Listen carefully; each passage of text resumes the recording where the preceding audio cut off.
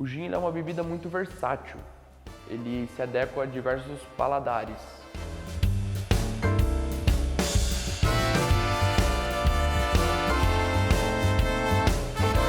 Então hoje a gente tem um plano de negócio bem construído que nos deu essa condição de saber, não, nós podemos investir, tudo que nós trouxemos hoje para o nosso negócio, nós trouxemos sabendo.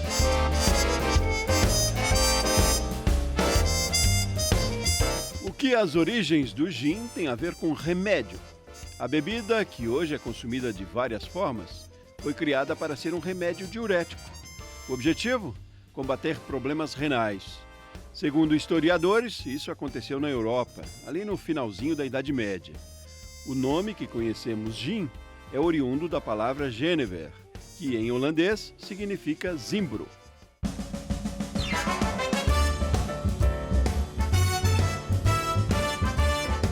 Meu nome é André Ribeiro, historiador.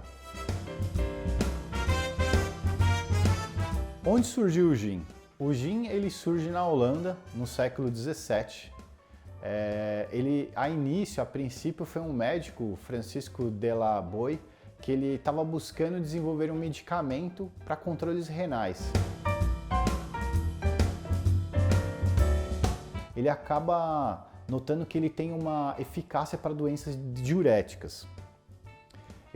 A partir daí ele se populariza, ele conquista o paladar de muitos adeptos de bebidas destiladas e aí ele começa a ser difundido pela Europa. Aonde o gin ele acaba sendo mais popular? Ele acaba sendo popular na Inglaterra, séculos depois. Ele é batizado com o nome de Gin de la Boy, em homenagem ao médico, Genièvre em francês, Genever em holandês, que significa zimbro, que é em português, que é a principal fonte da produção do gin.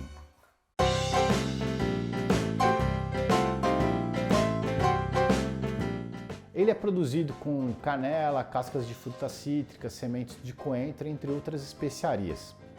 Ele, por ser uma bebida muito forte, a Inglaterra ele começa a combater no século XVIII a produção. A produção ela era uma produção caseira, uma produção de fundo de quintal, então você não tinha nenhum controle sanitário, as pessoas produziam e era vendido de forma praticamente clandestina, como a gente tem hoje aí o problema das drogas ilícitas, né?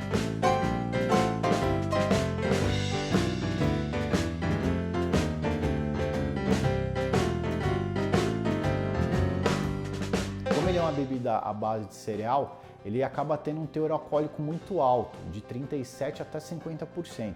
E para reduzir esse teor alcoólico, as pessoas incrementavam, colocando algumas outras bebidas, até inclusive água gaseificada para poder reduzir o seu teor alcoólico.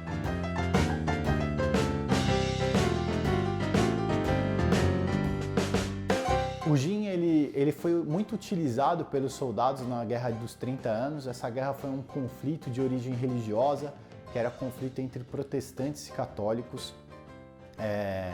E aí também muito utilizada quando a gente tem o neocolonialismo. O que é o neocolonialismo? Quando a Inglaterra vai invadir o continente africano.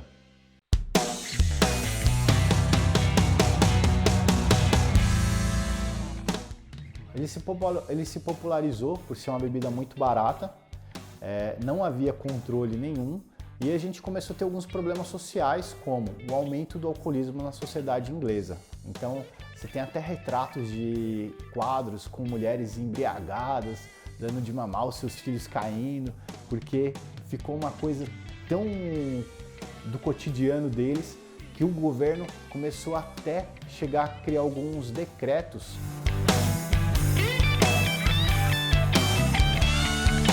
como que ele era utilizado pelos soldados. A ideia dos soldados era você reduzir a sensação térmica. Então, como eles passavam por regiões muito frias nesse período, então ele era consumido para isso.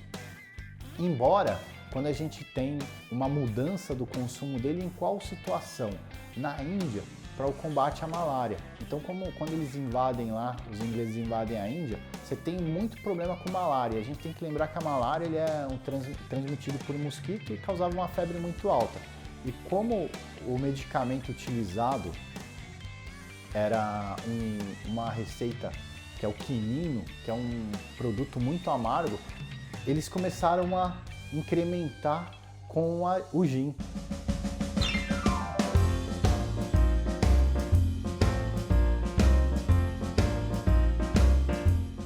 O gin, ele é utilizado de forma diferente quando a gente fala da invasão inglesa na Índia. Por quê? Na Índia a gente tinha um grande problema de malária. A malária, a gente tem que lembrar que ele é realizado uma transmissão por via de mosquito, que causa uma febre muito alta. E o remédio, que é um remédio que foi retirado na América do Sul, é o quinino. Só que ele tem uma especificidade, que ele é muito amargo. E por ele ser muito amargo, o que os soldados faziam? Eles incrementavam fazendo o quê? Colocando água, açúcar, limão siciliano e o gin, que formou o que é a nossa primeira versão do gin tônico de hoje.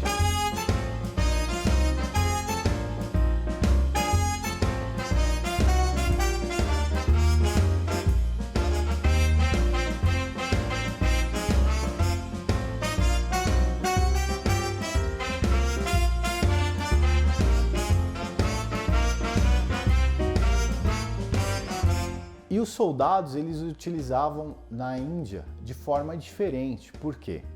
A Índia tinha um grave problema de malária, e a malária a gente tem que lembrar que a transmissão dela se dá via mosquitos. E uma das características da doença é uma febre muito alta. Como essa febre ficava muito alta, você utilizava um medicamento que é chamado quinino, que é um medicamento muito amargo. E aí, a partir dessa experiência que eles tinham, eles faziam o quê? Como os soldados já tinham o hábito de carregar o gin, eles passaram a colocar água, açúcar, limão siciliano, o gin e o quinino, virando um remédio para você combater quem já estava com sintomas da malária, já estava com a transmissão da doença, e também para evitar a partir do suor, vista que era uma região muito quente. Daí surge a primeira versão do gin tônico.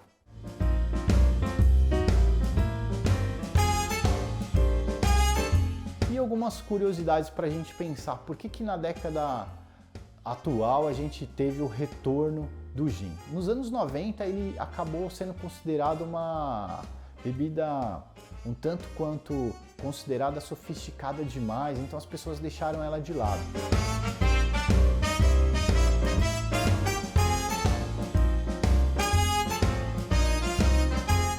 Na última década, alguns chefes famosos das mais renomadas cozinhas passaram a fazer drinks com o gin, fazendo ele retornar aí para o paladar do nosso cotidiano e sendo popularizado novamente em diversas regiões do mundo afora.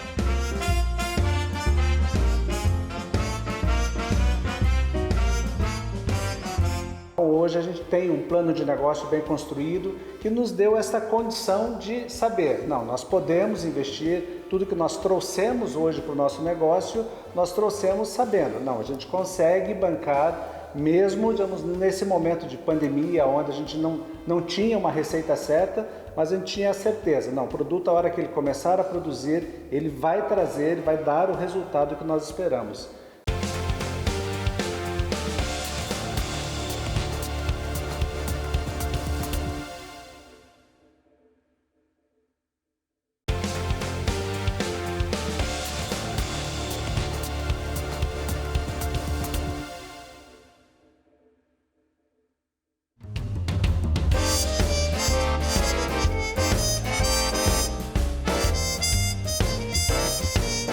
Eu me chamo Guilherme Padilha, tenho 25 anos, sou engenheiro agrônomo de formação e hoje sou empresário no ramo de bebidas. Jindal significa vida em hindi, que é a língua mais falada na Índia. E todo o nosso desenvolvimento de marca foi voltado para trazer essas características da vida. O nosso slogan, a vida é para ser vivida, apresenta um pouco disso. Todo o nosso branding, todo o nosso desenvolvimento foi voltado para trazer essa experiência. Nosso projeto foi idealizado no dia 1º de fevereiro do ano de 2021 e de lá para cá nós estamos sempre buscando inovar e incorporar as características da vida na nossa bebida. Ela é uma bebida muito versátil que combina com todos os momentos.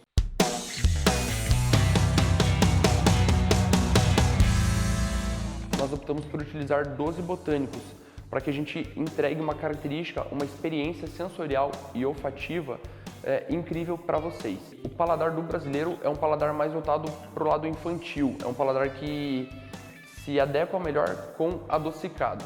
E daí que nós trouxemos essa característica para o nosso gin. A primeira experiência quando você toma ele é de ser uma bebida um pouco mais adocicada e no final o retrogosto, quando você sente ele, vem um leve spice, uma leve picância da pimenta rosa e da pimenta jamaica. Essas são algumas características fora o olfato que traz um verdadeiro perfume na nossa bebida. Então quando a gente fez um estudo de mercado, a gente identificou uma oportunidade bem interessante e uma crescente bem exponencial do consumo de gin. Antigamente a gente via jovens que bebiam principalmente vodka quando estavam começando ali com seus 18 anos. Hoje em dia, se você faz um leve estudo, você identifica que o gin está assim em uma crescente muito bacana. Foi daí que a gente optou por utilizar o gin como o nosso carro-chefe atualmente.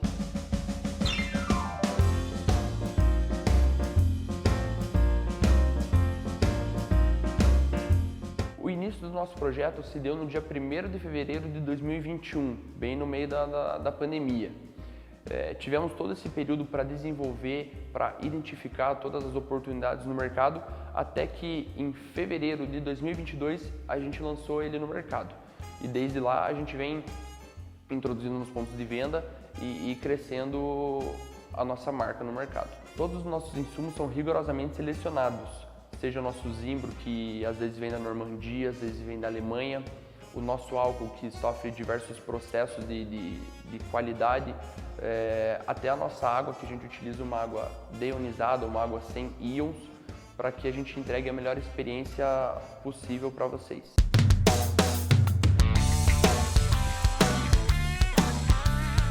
Hoje a nossa garrafa, ela é uma garrafa reciclada, a gente tem esse apelo ambiental sustentável, foi um dos motivos que a gente optou por ela. Em cima disso, a gente fez todo o desenvolvimento da garrafa. Optamos por utilizar uma mandala invertida, então quando você olha para a nossa garrafa, você tem essa sensação de ser um espelho, então quando você olha ela explode, é uma sensação bem bacana.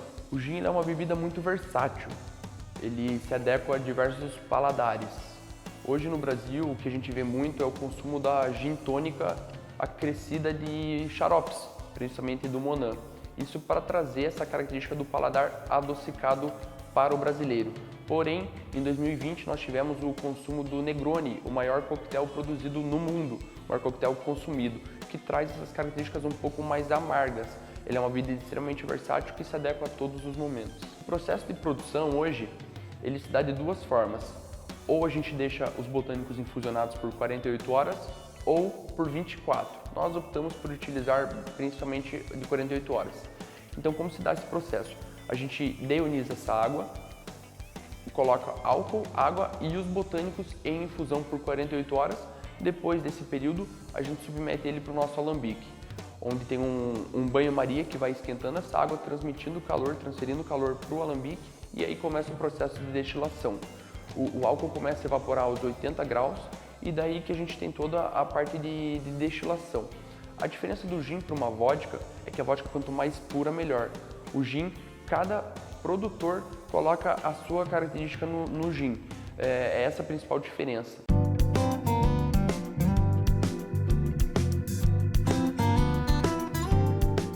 Durante o processo a gente vai afinando alguns pontos e durante a destilação, que dura em média de 3 horas, a gente extrai essa alma. Inclusive, destilado em inglês se chama spirit, justamente pelo fato de a gente extrair o espírito dessa bebida. A gente tira só o vapor e no final condensa ele novamente. Nosso carro-chefe é o gin, porém nós estamos sim com algumas outras ideias, de repente um gin infusionado com algumas outras especiarias, vodka hoje em dia não sei se vale muito a pena o consumo, porém alguns estudos já dizem que o rum é a próxima bebida que tem muito potencial de crescimento e já está no nosso radar sem dúvida.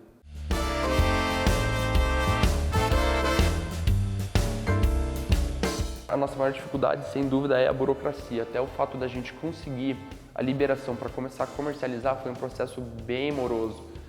E hoje, para comercializar também, todos os impostos em cima do produto, bebida só perde para cigarro em questão de imposto, então a gente tem precisa ter todo esse trabalho tributário em cima para que a gente consiga, sim, sobreviver nesse negócio.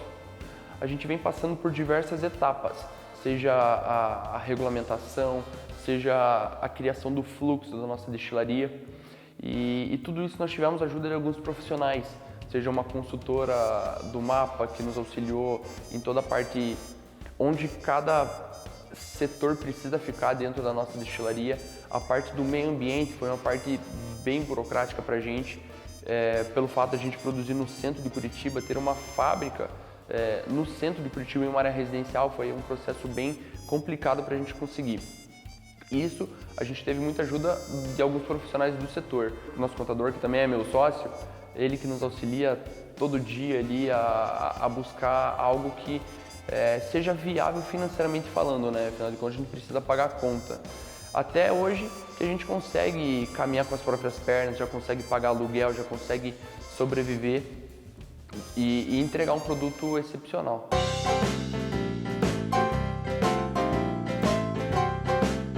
Atualmente nós conseguimos produzir 200 até 300 litros por dia, né? Que nem eu comentei, o nosso gap de produção são essas 48 horas, tendo em vista que a gente conseguiria reduzir para 24 horas de infusão. Nosso potencial máximo de produção atualmente são 9.000 garrafas, porém alguns projetos já estão em andamento, como é o caso da aquisição de bags, onde a gente conseguirá produzir 5 litros de gin em bag.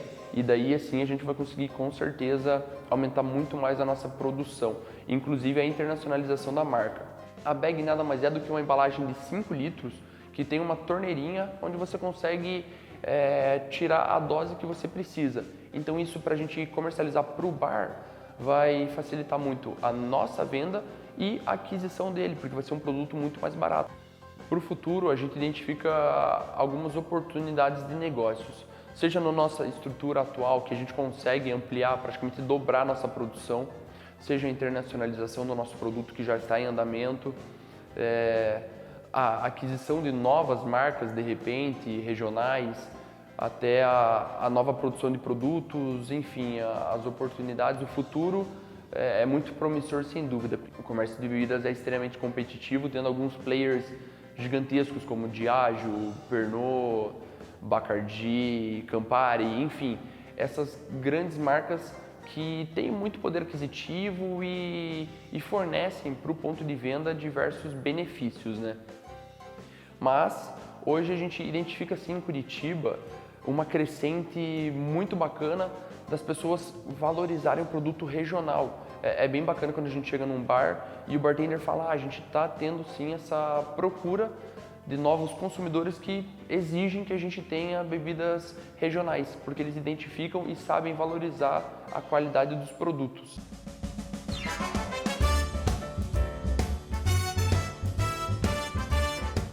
Bom, os desafios de empreender no Brasil hoje, né? Esse é um monstro de 7 cabeças e para resolver isso aí você tem que se cercar de pessoas boas e por sorte eu tenho o meu sócio, meu pai e acima de tudo meu amigo para me auxiliar nessa tarefa constante, né?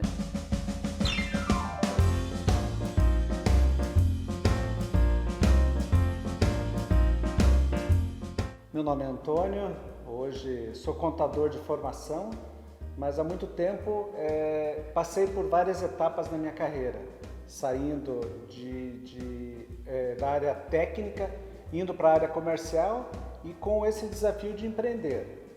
A proposta que o Guilherme trouxe no início realmente do ano passado, em fevereiro, era de fazer algo diferente. E o papel mais do que nunca da gente como pai é o apoio. E não precisou muito. Toda a iniciativa, todo o projeto, tudo foi construído por ele. E o O que eu pude contribuir foi com o meu lado técnico. Hoje a gente tem um plano de negócio bem construído que nos deu essa condição de saber, não, nós podemos investir, tudo que nós trouxemos hoje para o nosso negócio, nós trouxemos sabendo, não, a gente consegue bancar mesmo, digamos, nesse momento de pandemia, onde a gente não tinha uma receita certa, mas a gente tinha a certeza, não, o produto, a hora que ele começar a produzir, ele vai trazer, ele vai dar o resultado que nós esperamos. Então, esse eu acho que é o grande desafio. Essa parceria hoje com o Guilherme, ela é fantástica.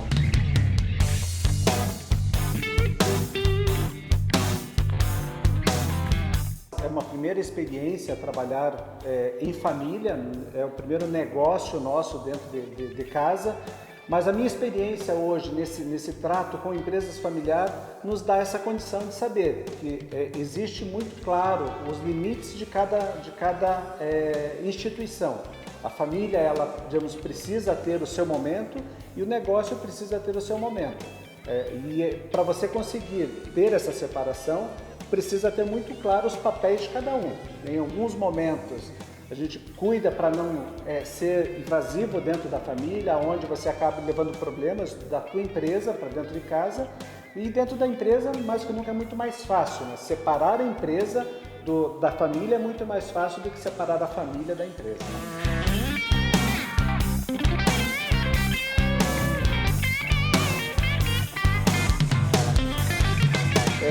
Uma vez participando de um treinamento, de um planejamento estratégico, melhor dizendo, tivemos uma situação lá, em empresa familiar, que o instrutor comentou, o problema hoje das empresas familiares, que tudo que nós tratamos no planejamento estratégico, ele é desfeito na macarronada de domingo. Então, e é isso que a gente não pode. O que é definido dentro do planejamento estratégico, dentro do teu plano de negócios, ele precisa ser muito bem cumprido, para não virar realmente mudanças constantes ali, que você está conversando no churrasco, lá em casa não é a macarronada, é o churrasco. Então, que esse plano de negócio ele seja cumprido, ele seja mantido independente. Infelizmente, você acaba, em muitos momentos, mesmo no churrasco, também falando de oportunidades. Por quê? Afinal de contas, o nosso gin acompanha muito bem o churrasco. E na nossa casa, o gin hoje é a bebida base de todas as nossas refeições, de nossas celebrações, né?